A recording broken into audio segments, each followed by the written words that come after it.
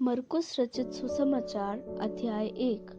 परमेश्वर के पुत्र यीशु मसीह के सुसमाचार का आरंभ। जैसा यशायाह भविष्यवक्ता की पुस्तक में लिखा है, देख, मैं अपने दूत को तेरे आगे भेजता हूँ, जो तेरे लिए मार्ग सुधारेगा। जंगल में एक पुकारने वाले का शब्द सुनाई दे रहा है कि प्रभु का मार्ग तैयार करो और उसकी सड़कें सीधी करो। यूहन्ना आया, जो जंगल में बपतिस्मा देता और पापों की क्षमा के लिए मन फिराव के बपतिस्मा का प्रचार करता था। सारे यहूदिया प्रदेश के और यरूशलेम के सब रहने वाले निकलकर उसके पास गए और अपने पापों को मानकर यरदन नदी में उससे बपतिस्मा लिया।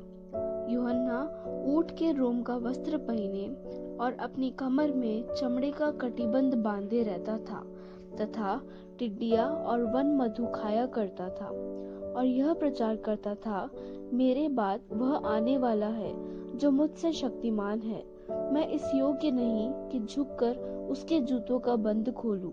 मैंने तो तुम्हें जल से बपतिस्मा दिया है, पर वह तुम्हें पवित्र आत्मा से बपतिस्मा देगा। उन दिनों में यीशु ने गलील के नासरत से आकर यरदन में यूहन्ना से बपतिस्मा लिया, और जब वह जल से निकलकर ऊपर आया तो तुरंत उसने आकाश को खुलते और आत्मा को कबूतर के समान अपने ऊपर उतरते देखा, और यह आकाशवाणी हुई, तू मेरा प्रिय पुत्र है, तुझसे मैं प्रसन्न हूँ। तब आत्मा ने तुरंत उसको जंगल की ओर भेजा। जंगल में 40 दिन तक शैतान ने उसकी परीक्षा की, और वह उन पशुओं के साथ रहा और स्वर्गदूत उसकी सेवा करते रहे। यूहन्ना के पकड़वाए जाने के बाद यीशु ने गलील में आकर परमेश्वर के राज्य का सुसमाचार प्रचार किया और कहा, समय पूरा हुआ है और परमेश्वर का राज्य निकट आ गया है। मन फिराओ और सुसमाचार पर विश्वास करो। गलील की झील के किनारे किनारे जाते हुए उसने शमौन और उसके भाई अनिन्द्रियास को झील में जाल डालते देखा, क्योंकि वे मछुए थे। यीशु ने उनसे कहा, मेरे पीछे आओ, मैं तुमको मनुष्यों के मछुए बनाऊंगा। वे तुरंत जालों को छोड़कर उसके पीछे हो लिए। कुछ आगे बढ़कर उसने जब्दी के पुत्र याकूब और उसके भाई यूहन्ना को नाव पर जालों को सुधारते देखा। उसने तुरंत उन्हें बुलाया और वे अपने पिता जब्दी को मजदूरों के साथ नाव पर छोड़कर उसके पीछे हो लिए। तब वे कफरनहूम में आए और वह तुरंत सब्त के दिन आराधनालय में जाकर उपदेश करने लगा, और लोग उसके उपदेश से चकित हुए, क्योंकि वह उन्हें शास्त्रियों के समान नहीं परंतु अधिकारी के समान उपदेश देता था। उसी समय उनके आराधनालय में एक मनुष्य था जिसमें एक अशुद्ध आत्मा थी। उसने चिल्लाकर कहा, हे यीशु नासरी, हमें तुझसे क्या काम? क्या तू हमें नष्ट करने आया है? मैं तुझे जानता हूँ, तू कौन है, परमेश्वर का पवित्र जन। यीशु ने उसे डांट कर कहा, चुप रह और उसमें से निकल जा। तब अशुद्ध आत्मा उसको मरोड़कर और बड़े शब्द से चिल्लाकर उसमें से निकल गई। इस पर सब लोग आश्चर्य करते हुए आपस में वाद विवाद करने लगे, यह क्या बात है? यह तो कोई नया उपदेश है। वह अधिकार के साथ अशुद्ध आत्माओं को भी आज्ञा देता है और वे उसकी आज्ञा मानती है। और उसका नाम तुरंत गलील के आसपास के सारे प्रदेश में फैल गया। वह तुरंत आराधनालय में से निकलकर याकूब और यूहन्ना के साथ शमौन और अनिन्द्रियास के घर आया। शमौन की सास ज्वर से पीड़ित थी और उन्होंने तुरंत उसके विषय में उससे कहा। तब उसने पास जाकर उसका हाथ पकड़ के उसे उठाया और उसका ज्वर उतर गया और वह उनकी सेवा टहल करने लगी। संध्या के समय जब सूर्य डूब गया तो लोग सब बीमारों को और उन्हें जिनमें दुष्ट आत्माएं थी उसके पास लाए, और सारा नगर द्वार पर इकट्ठा हुआ। उसने बहुतों को जो नाना प्रकार की बीमारियों से दुखी थे चंगा किया, बहुत सी दुष्ट आत्माओं को निकाला और दुष्ट आत्माओं को बोलने न दिया, क्योंकि वे उसे पहचानती थी। भोर को दिन निकलने से बहुत पहले वह उठकर निकला और एक जंगली स्थान में गया और वहां प्रार्थना करने लगा। तब शमौन और उसके साथी उसकी खोज में गए। जब वह मिला तो उससे कहा, सब लोग तुझे ढूंढ रहे हैं। उसने उनसे कहा, आओ हम और कहीं आसपास की बस्तियों में जाएं कि मैं वहां भी प्रचार करूं, क्योंकि मैं इसीलिए निकला हूं। अतः वह सारे गलील में उनके आराधनालयों में जा जाकर प्रचार करता और दुष्ट आत्माओं को निकालता रहा। एक कोढ़ी उसके पास आया, उससे विनती की और उसके सामने घुटने टेक कर उससे कहा, यदि तू चाहे तो मुझे शुद्ध कर सकता है। उसने उस पर तरस खाकर हाथ बढ़ाया और उसे छूकर कहा, मैं चाहता हूँ तू शुद्ध हो जा। और तुरंत उसका कोढ़ जाता रहा और वह शुद्ध हो गया। तब उसने उसे चिताकर तुरंत विदा किया और उससे कहा, देख, किसी से कुछ मत कहना, परंतु जाकर अपने आप को याजक को दिखा और अपने शुद्ध होने के विषय में जो कुछ मूसा ने ठहराया है उसे भेंट चढ़ा कि उन पर गवाही हो। परंतु वह बाहर जाकर इस बात का बहुत प्रचार करने और यहाँ तक फैलाने लगा कि यीशु फिर खुल्लम खुल्ला नगर में न जा सका, परंतु बाहर जंगली स्थानों में रहा और चारों ओर से लोग उसके पास आते रहे। अध्याय 2। कई दिन के बाद वह फिर कफरनहूम में आया और सुना गया कि वह घर में है। फिर इतने लोग इकट्ठा हुए कि द्वार के पास भी जगह नहीं थी और वह उन्हें वचन सुना रहा था। और लोग एक लकवे के रोगी को 4 मनुष्यों से उठवाकर उसके पास ले आए, परंतु जब वे भीड़ के कारण उसके निकट न पहुंच सके तो उन्होंने उस छत को जिसके नीचे वह था खोल दिया, और जब वे उसे उधेड़ चुके तो उस खाट को जिस पर लकवे का रोगी पड़ा था लटका दिया। यीशु ने उनका विश्वास देखकर उस लकवे के रोगी से कहा, हे पुत्र, तेरे पाप क्षमा हुए। तब कई शास्त्री जो वहां बैठे थे अपने अपने मन में विचार करने लगे, यह मनुष्य क्यों ऐसा कहता है? यह तो परमेश्वर की निंदा करता है। परमेश्वर को छोड़ और कौन पाप क्षमा कर सकता है? यीशु ने तुरंत अपनी आत्मा में जान लिया कि वे अपने अपने मन में ऐसा विचार कर रहे हैं और उनसे कहा, तुम अपने अपने मन में यह विचार क्यों कर रहे हो? सहज क्या है? क्या लकवे के रोगी से यह कहना कि तेरे पाप क्षमा हुए, या यह कहना कि उठ अपनी खाट उठाकर चल फिर? परंतु जिससे तुम जान लो कि मनुष्य के पुत्र को पृथ्वी पर क्षमा करने का भी अधिकार है।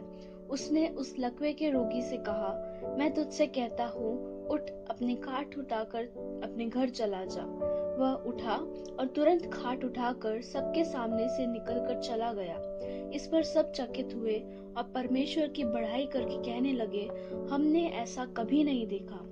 वह फिर निकलकर झील के किनारे गया और सारी भीड़ उसके पास आई और वह उन्हें उपदेश देने लगा। जाते हुए उसने हलफई के पुत्र लेवी को चुंगी की चौकी पर बैठे देखा और उससे कहा, मेरे पीछे हो ले, और वह उठकर उसके पीछे हो लिया। जब वह उसके घर में भोजन करने बैठा तब बहुत से चुंगी लेने वाले और पापी यीशु और उसके चेलों के साथ भोजन करने बैठे, क्योंकि वे बहुत से थे और उसके पीछे हो लिए थे। शास्त्रियों और फरीसियों ने यह देखकर कि वह तो पापियों और चुंगी लेने वालों के साथ भोजन कर रहा है, उसके चेलों से कहा, वह तो चुंगी लेने वालों और पापियों के साथ खाता पीता है। यीशु ने यह सुनकर उनसे कहा, भले चंगों को वैद्य की आवश्यकता नहीं, परंतु बीमारों को है।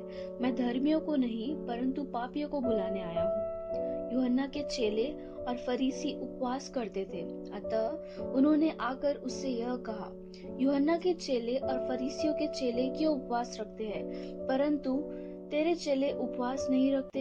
यीशु ने उनसे कहा, जब तक दूल्हा बारातियों के साथ रहता है क्या वे उपवास कर सकते हैं?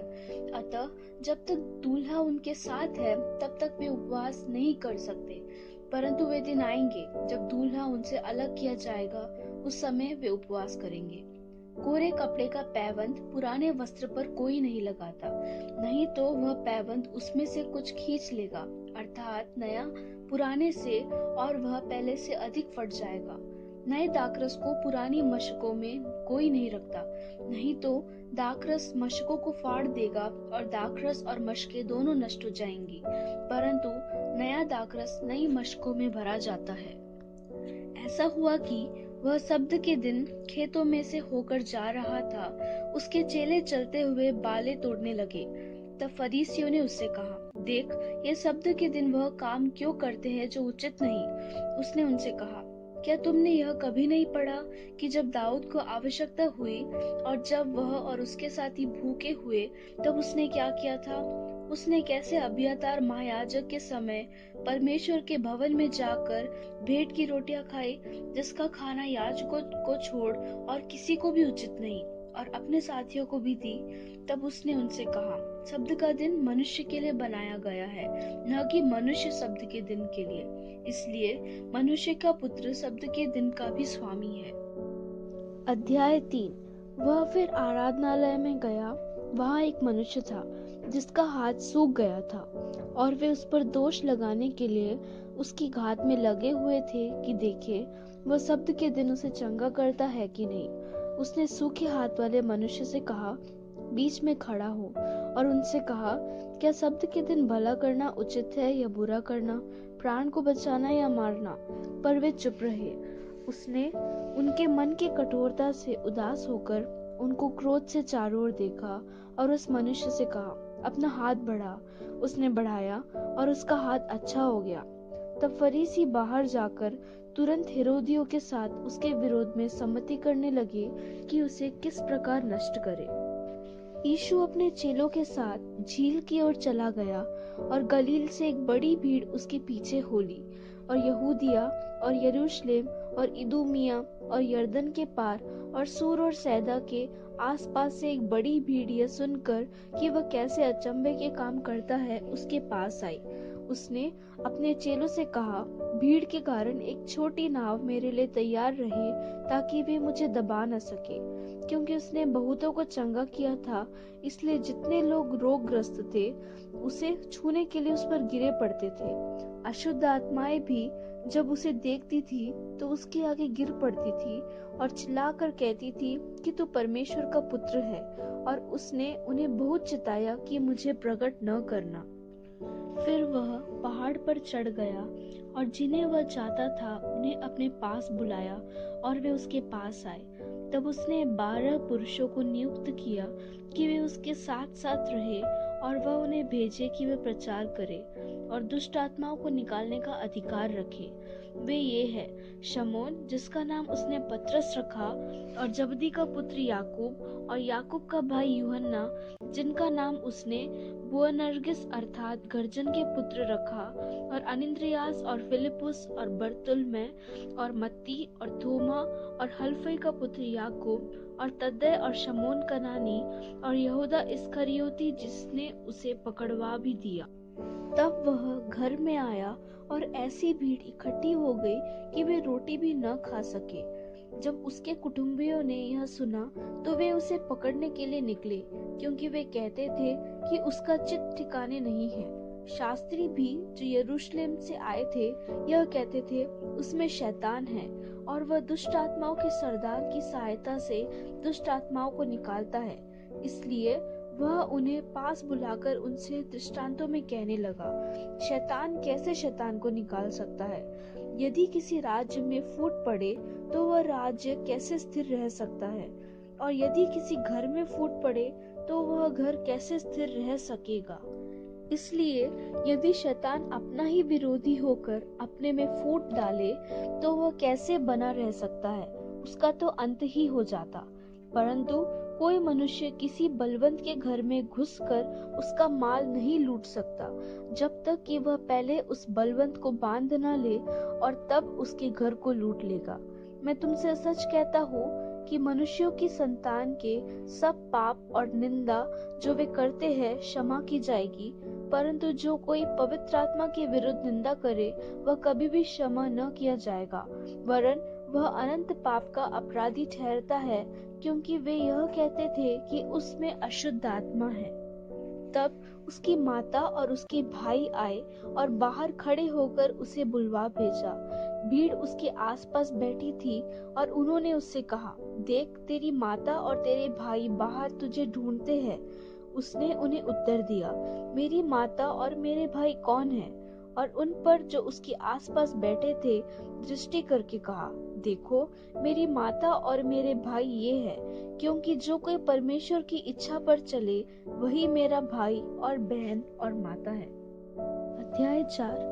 वह फिर झील के किनारे उपदेश देने लगा और ऐसी बड़ी भीड़ उसके पास इकट्ठी हो गई कि वह झील में एक नाव पर चढ़कर बैठ गया और सारी भीड़ भूमि पर झील के किनारे खड़ी रही और वह उन्हें दृष्टांतों में बहुत सी बातें सिखाने लगा और अपने उपदेश में उनसे कहा, सुनो, एक बोने वाला बीज बोने निकला। बोते समय कुछ मार्ग के किनारे गिरा और पक्षियों ने आकर उसे चुग लिया। कुछ पथरीली भूमि पर गिरा जहाँ उसको बहुत मिट्टी न मिली और गहरी मिट्टी न मिलने के कारण जल्द उगाया, और जब सूर्य निकला तो जल गया और जड़ न पकड़ने के कारण सूख गया। कुछ झाड़ियों में गिरा और झाड़ियों ने बढ़कर उसे दबा दिया और वह फल न लाया। परंतु कुछ अच्छी भूमि पर गिरा और वह उगा और बढ़कर फलवंत हुआ, और कोई 30 गुना, कोई 60 गुना और कोई 100 गुना फल लाया। तब उसने कहा, जिसके पास सुनने के लिए कान हो वह सुन ले। जब वह अकेला रह गया तो उसके साथियों ने उन 12 समेत उससे इन दृष्टांतों के विषय में पूछा। उसने उनसे कहा, तुमको तो परमेश्वर के राज्य के भेद की समझ दी गई है, परंतु बाहर वालों के लिए सब बातें दृष्टांतों में होती है, इसलिए कि वे देखते हुए देखे और उन्हें सुझाई न पड़े, और सुनते हुए सुने भी और न समझे, ऐसा न हो कि वे फिरे और क्षमा किए जाए। फिर उसने उनसे कहा, क्या तुम यह दृष्टांत नहीं समझते? तो फिर और सब दृष्टांतों को कैसे समझोगे? बोने वाला वचन बोता है। जो मार्ग के किनारे के है, जहाँ वचन बोया जाता है, ये वे है कि जब उन्होंने सुना तो शैतान तुरंत आकर वचन को जो उनमें बोया गया था उठा ले जाता है। वैसे ही जो पथरीली भूमि पर बोए जाते हैं, ये वे है जो वचन को सुनकर तुरंत आनंद से ग्रहण कर लेते हैं, परंतु अपने भीतर जड़ न रखने के कारण वे थोड़े ही दिनों के लिए रहते हैं। इसके बाद जब वचन के कारण उन पर क्लेश या उपद्रव होता है तो वे तुरंत ठोकर खाते हैं। जो झाड़ियों में बोए गए, ये वे हैं जिन्होंने वचन सुना और संसार की चिंता और धन का धोखा और अन्य वस्तुओं का लोभ उनमें समाकर वचन को दबा देता है और वह निष्फल रह जाता है। और जो अच्छी भूमि में बोए गए, ये वे हैं जो वचन सुनकर ग्रहण करते और फल लाते हैं, कोई 30 गुना, कोई 60 गुना और कोई 100 गुना। उसने उनसे कहा, क्या दिए को इसलिए लाते हैं कि पैमाने या खाट के नीचे रखा जाए? क्या इसलिए नहीं कि दीवट पर रखा जाए? क्योंकि कोई वस्तु छिपी नहीं, परंतु इसलिए है कि प्रकट हो जाए, और न कुछ गुप्त है, पर इसलिए कि प्रकट हो जाए। यदि किसी के सुनने के कान हो तो वह सुन ले। फिर उसने उनसे कहा, चौकस रहो कि क्या सुनते हो। जिस नाप से तुम नापते हो उसी से तुम्हारे लिए भी नापा जाएगा और तुमको अधिक दिया जाएगा, क्योंकि जिसके पास है उसको दिया जाएगा, और जिसके पास नहीं है उससे वह भी जो उसके पास है ले लिया जाएगा। फिर उसने कहा, परमेश्वर का राज्य ऐसा है जैसे कोई मनुष्य भूमि पर बीज छीटे और रात को सोए और दिन को जागे, और वह बीज ऐसे उगे और बढ़े कि वह न जाने। पृथ्वी आप से आप फल लाती है, पहले अंकुर, तब बाल और तब बालों में तैयार दाना। परंतु जब दाना पक जाता है तब वह तुरंत हंसिया लगाता है, क्योंकि कटनी आ पहुंची है। फिर उसने कहा, हम परमेश्वर के राज्य की उपमा किससे दे और किस दृष्टांत से उसका वर्णन करें? वह राई के दाने के समान है। जब भूमि में बोया जाता है तो भूमि के सब बीजों से छोटा होता है, परंतु जब बोया गया तो उगकर सब साग पात से बड़ा हो जाता है, और उसकी ऐसी बड़ी डालें निकलती है कि आकाश के पक्षी उसकी छाया में बसेरा कर सकते हैं। वह उन्हें इस प्रकार के बहुत से दृष्टांत दे देकर उनकी समझ के अनुसार वचन सुनाता था, और बिना दृष्टांत कहे वह उनसे कुछ भी नहीं कहता था, परंतु एकांत में वह अपने निज चेलों को सब बातों का अर्थ बताता था। उसी दिन जब सांझ हुई तो उसने चेलों से कहा, आओ हम पार चले। और वे भीड़ को छोड़कर जैसा वह था वैसा ही उसे नाव पर साथ ले चले, और उसके साथ और भी नावें थी। तब बड़ी आंधी आई और लहरें नाव पर यहाँ तक लगी कि वह पानी से भरी जाती थी, पर वह आप पिछले भाग में गद्दी पर सो रहा था। तब उन्होंने उसे जगाकर उससे कहा, हे गुरु, क्या तुझे चिंता नहीं कि हम नष्ट हुए जाते हैं? तब उसने उठकर आंधी को डांटा और पानी से कहा, शांत रह, थम जा। और आंधी थम गई और बड़ा चैन हो गया। और उनसे कहा, तुम क्यों डरते हो? क्या तुम्हें अब तक विश्वास नहीं? वे बहुत ही डर गए और आपस में बोले, यह कौन है कि आंधी और पानी भी उसकी आज्ञा मानते हैं।